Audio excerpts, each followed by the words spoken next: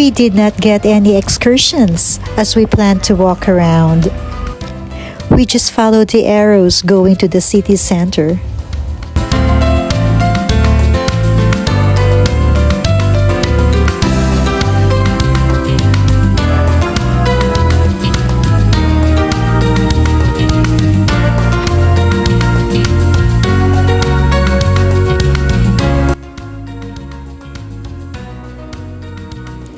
The city of Tenerife.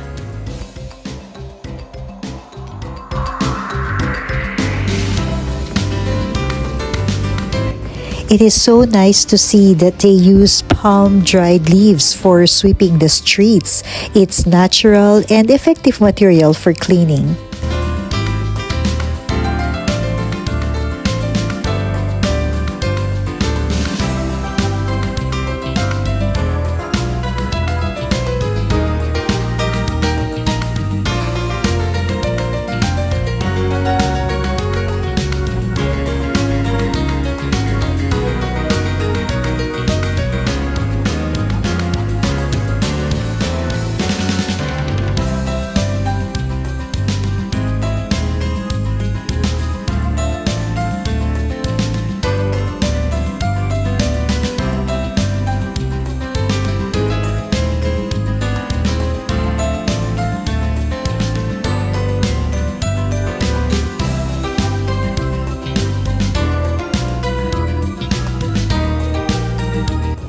This nice church caught our attention.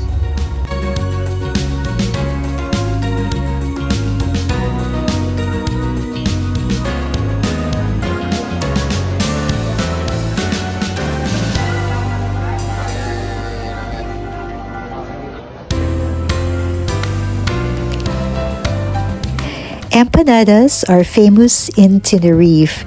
It's a long wait, I have to admit, but it's worth it.